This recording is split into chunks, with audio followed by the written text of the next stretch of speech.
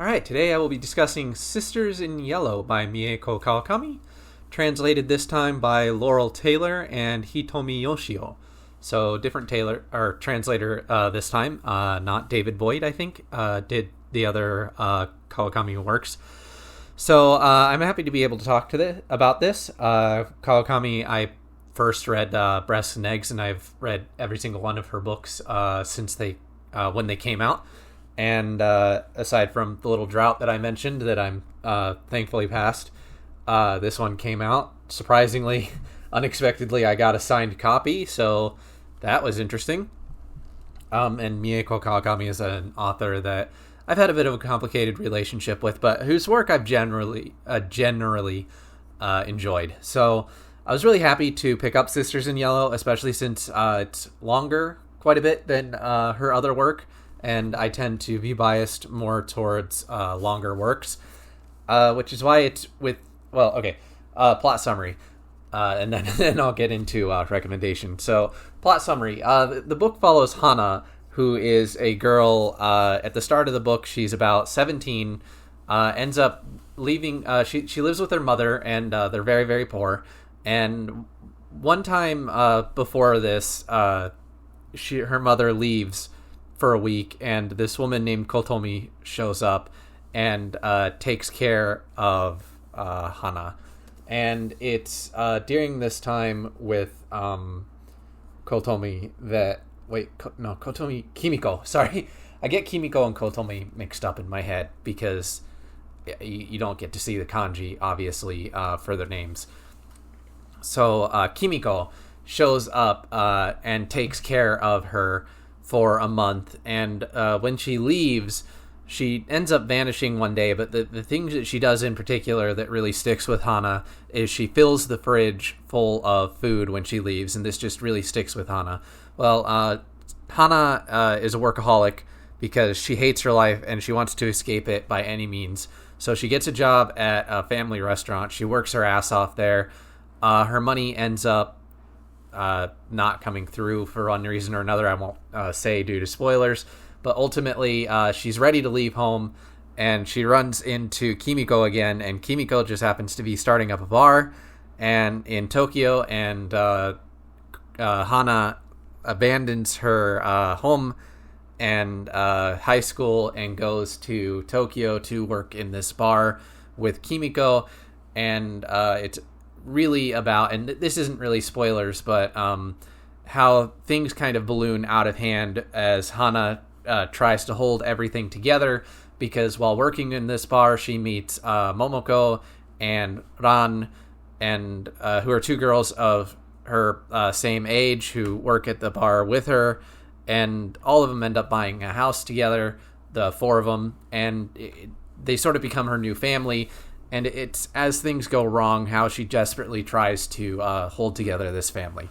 And this is one thing that I really want to say, that even though this is written by Mieko Kawakami, it reads to me a lot like something written by Natsuo Kirino. It doesn't even feel like a Kawakami book to me so much as it does like a Kirino book. Like if you've read Out, then this seems pretty similar in the sense that it's sort of how crime and poverty and gender and all these things kind of intersect.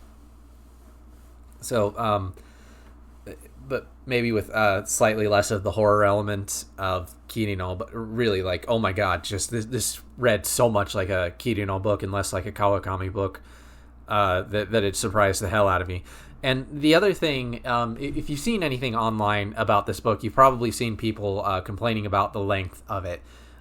Which, as I mentioned at the start, I was excited for it at first because it was longer, but what I've since found out is it was originally published in a newspaper, and it reads like something that was published in the newspaper in the sense that there's a lot of repetition, and there's a lot of chapter end hooks that'll say, like, oh, but we weren't fated to live that kind of life, or if only we were so lucky, or but then I never saw her again. Like these kind of hooks that are there to make you want to come back next time. Lots of chapters start kind of in media res and then go back and explain where they're at, And it very much has that structure and that format, which I didn't really personally find it overly long. I didn't mind the length at all, to be honest. But it definitely has that style to it. And if you're used to the tighter pacing of Kawakami's other books, then this is why you may find yourself struggling a bit with it. So in terms of to whom would I recommend this book, like I said, if you're a huge fan of Natsuo Kirino's work, definitely check it. If you like Kawakami's writing, but you don't mind a storyline that's more involved with the criminal side of things, and less so the sort of working adult side of things, it doesn't have that sort of introspective, everyday quality to it that I felt that Breasts and Eggs and All the Lovers in the Night had, because it had almost this fantastical, heightened reality type story, which it's not that things like this don't happen. It's just that where a lot of the stories that I personally like tend to deal with sort of every man or every woman, just sort of the everyman type character. This one in particular is very much focused on sort of specific type of person that I think people relate to aspects of their life more so necessarily than can relate to their exact situation. We've all been tight on money at one point or another, but I don't think we've ever it's super common for people to feel so tight on money that they end up turning to some of the activities that Hana does. So in that sense, I can't really say that, like, oh, if you like Kirino's, or not Kirino, if you like Kawakami's work, then this is like a great continuation of that. It's way more difficult to recommend in that sense because, like I said, it reads more like a Natsuo Kirino book than it does a Mieko Kawakami book. And it's not that Kirino's work is bad, and it's not that this book is bad, but it's definitely not easy to recommend just, in the same way as, like, if you like Kirino's work, you'll like this. So I think I've already said enough that you can kind of get an idea of it. And now I'm going to move into the pros and the cons of the book.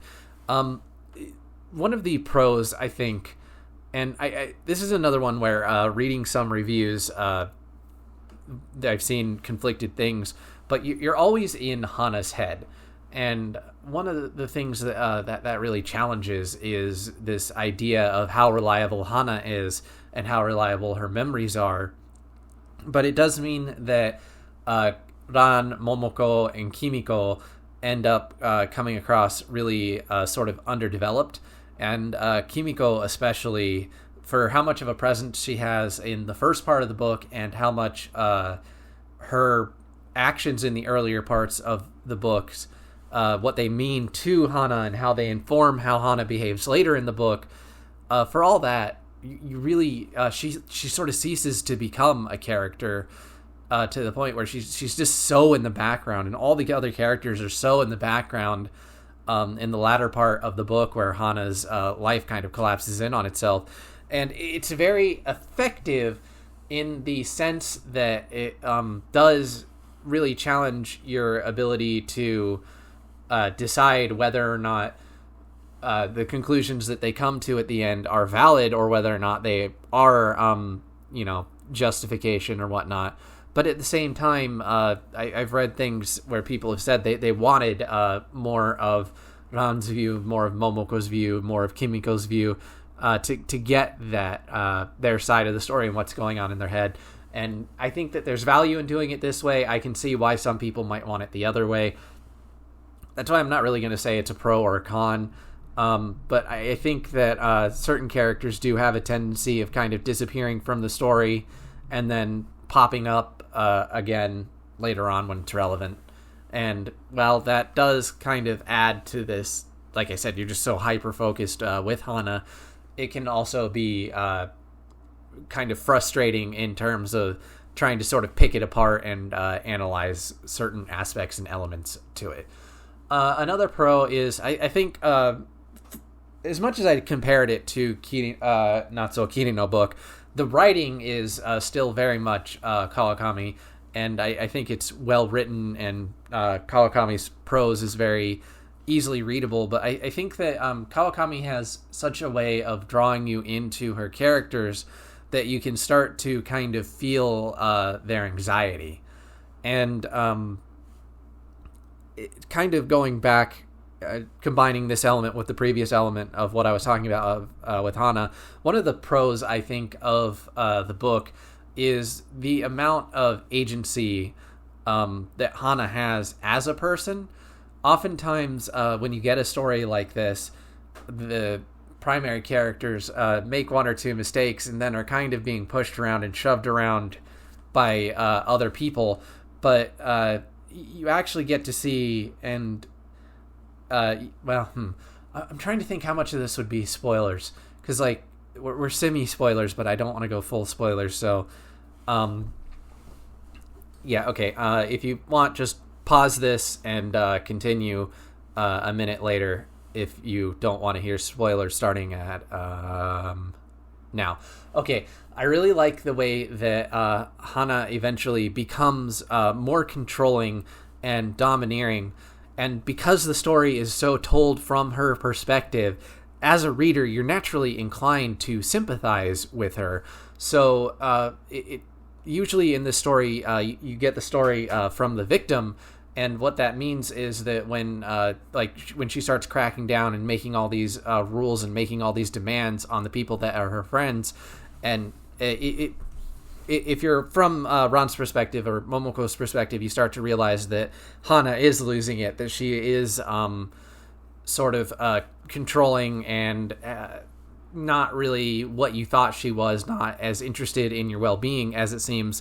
But when you do get it from Hana's perspective, it complicates things. You sympathize more with her, even though what she's doing is really bad. So, continuing without spoilers from here, I just really like that you get that perspective, and I think it's a bit different, and I appreciate that. Moving on with the cons, I think that it's a slower paced book, which is kind of fine, but the emotional, it's very emotional, like the emotions ratchet up, and then especially towards the end, and the ending itself seems a bit, I don't want to say odd or bad, but it feels like a lot is like between the end of chapter 12 and the end of the book. From chapter 12, the start of chapter 12 to the end of the book feels kind of wonky to me in terms of what happens, why characters do what they do, character mode. Like, it's like things are just kind of being wrapped up really quickly. And again, this isn't asking for a cleaner resolution to everything. I don't actually mind that a lot of the plot threads are left as ambiguous as they are, because I think that it makes perfect sense. And I don't mind that, like, towards the end, you get a brief snapshot of Hana's life afterwards, and it's kind of rushed through. That's fine. That's not what bothers me.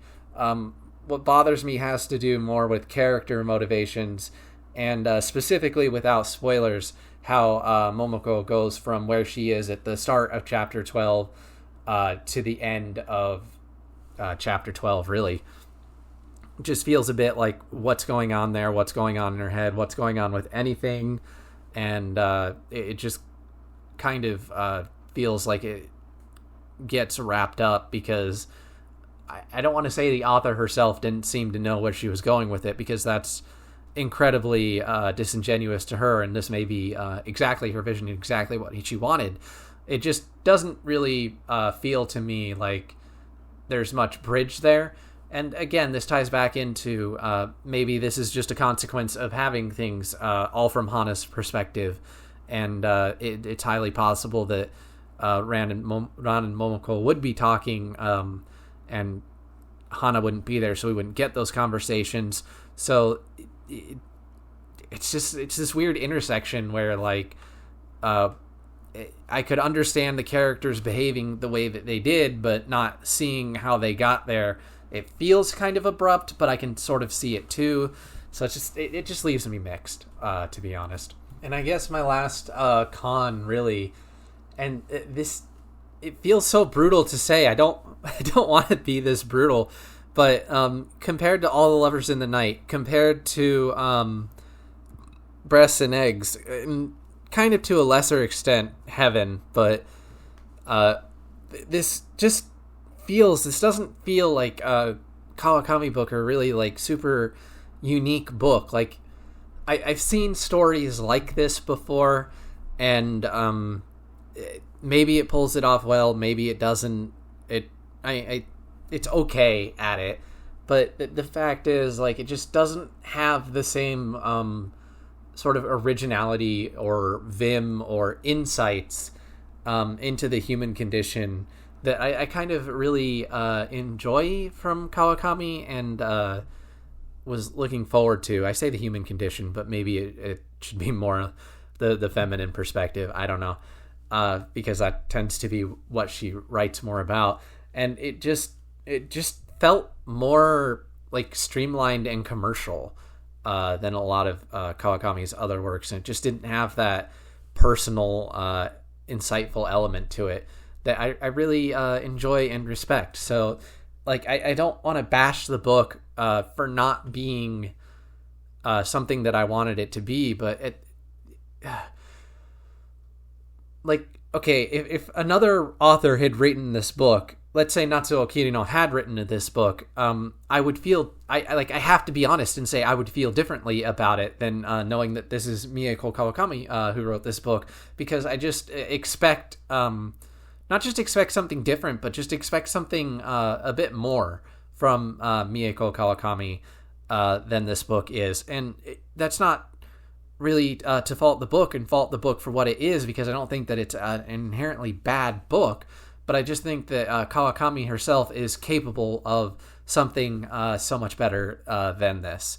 So, like, you know, you've got a good, I will call it a good book, but written by a great author. And it makes the good aspects feel just insufficient. You know, it makes the good aspects feel average instead of good, or maybe even above average, if it were written by somebody else.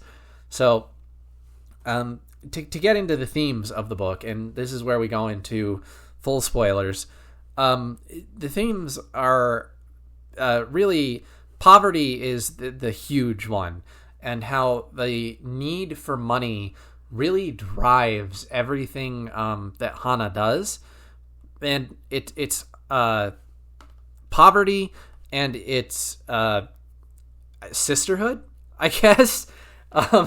I don't know if I could really call it just sisterhood, or if it's that connection, because while I have read many reviews that call it a feminine friendship, I really don't think that you know, there are tons of stories of guys who have similar connections. Even in the story, Young-soo has his group of male friends, his brother and their friend, and talks about how they formed their own little found family.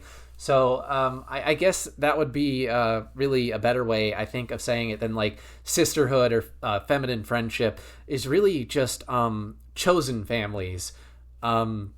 Is a huge theme of the book, because you have Hana and Ran and Momoko together, and they're sort of they're friends, but it's also how each of them have their bad backgrounds, and Kimiko too. But again, this is where I feel like the Kimiko elements of the book and the Ran and Momoko elements don't really merge quite well together,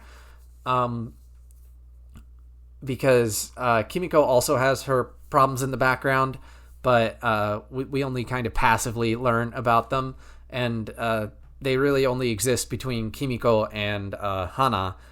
And even then, to a lesser extent than Ran and Momoko's problems do, because Kimiko is, like I said, such a background character after Lemon burns down. And it's tragic in a way, because she has this backstory, and she is, second to Hana, one of the most important characters of the book, but it's always Hana's perception of her more so than her, because really, like, all she Hana says all she did was sit around and watch TV. But again, we don't really know how reliable Hana is as a narrator. So you have this found family, like I said, or chosen family, however you want to word that. And then you have poverty, where when Hana was growing up with her mother, it wasn't just that she was working hard to try and get out of poverty, but then her money was stolen by her mother's boyfriend at the time. Then she was working for Lemon and made even more money, and then her mother came and needed it to pay off a debt.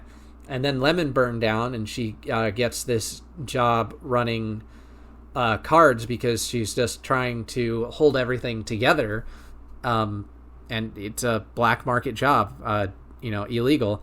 And then things start just going wrong there. And just how she constantly keeps being, I don't want to say being forced, but being really, really pushed hard into these increasingly desperate situations, because she's trying so hard to get enough money to try to hold together her family.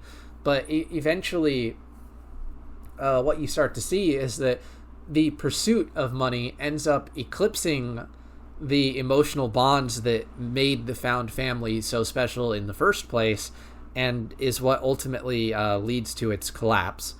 And it's almost a shame in a way that that aspect of it, the criminal aspect of it, ends up being so easily written off as Viv, who's her the contact that she goes to for these jobs, just kind of disappears and takes the money and runs. And this allows Hana to be persuaded by Ran and Momoko to just take their money and vanish. Because I almost would have liked to have seen her have to choose and have to really decide between her chosen family or her own well-being and the money, because the pursuit of money is what causes her to go insane and causes things to sort of break apart. And so it feels almost like that the end of the pursuit of money is a decision that's made on its own right, vis-a-vis Viv leaving and then Kotomi dying. And it's not that I'm looking for, again, this sort of moment where she says, I learned today that, my chosen family is more important and I got so caught up in the pursuit of money, blah, blah, blah. It's not that I need a character to necessarily have that realization, but the problem to me is that the character Hana never really makes a choice to leave the criminal activities herself. It's more like the circumstances push her towards this, and then her two friends are able to convince her in a very emotionally distraught state to just kind of abandon Kimiko and go home. So when characters don't make their choices like that in books, it ends up robbing a lot of the thematic depth to me, because again, we're left with everything in her life was so dominated by this mad pursuit of money that and in the end, yes, she left, but was it her doing? Had the option been there to keep on going with the money, would she have taken it after what happened with Kotomi, or would she have been done with the criminal world anyway? It feels like the character was sort of robbed of the ability to make that choice, and the external circumstances pushed her into that, which as a reader just makes it less interesting, I think, thematically, because we don't get to see the sort of human side or the human impact on it. It's just kind of like, well, shit, I guess I'm going to leave. And Hana's life is really kind of empty, kind of sad, to be honest, after that and what goes on. She's a very, really just sad individual, and I don't mean that in a judgmental way. I mean, like, genuinely, you feel pity for her, I think, as a person, because she was just trying so hard and it all fell apart, and it feels like it kind of sapped her of her will to live. And then you almost see that mirrored in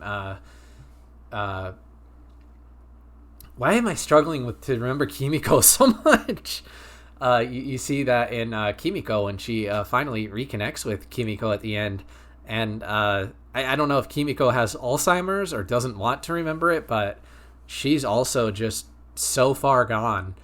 And Hana kind of tries to extend a hand to her, but Kimiko just doesn't want it. She just wants to be left alone. And there's this whole aspect of Kimiko and her trial and what she may or may not have done with another girl, but in the present day, not in the past where most of the book takes place. But that doesn't... There's not enough information to really make any judgments on that one way or the other. So it's difficult to tell, is she faking? Is she... does she just want to be left alone? Who the fuck knows?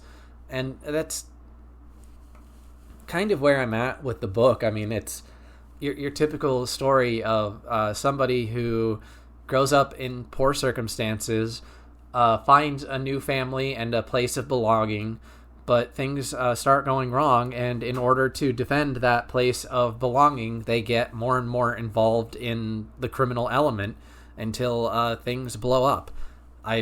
It's a story that I've seen a dozen times, and it's just pulled off here kind of fine. It's just kind of played straight, and that's why I just don't feel like I have a whole lot to say about this book, other than it is what it is. But I really wish that this was not the book that Kawakami put out, because I was hoping for something that really sort of challenged my perspective on things, or made me look at something a different way, in the same way that Breasts and Eggs did, or in the same way that All the Lovers in the Night did.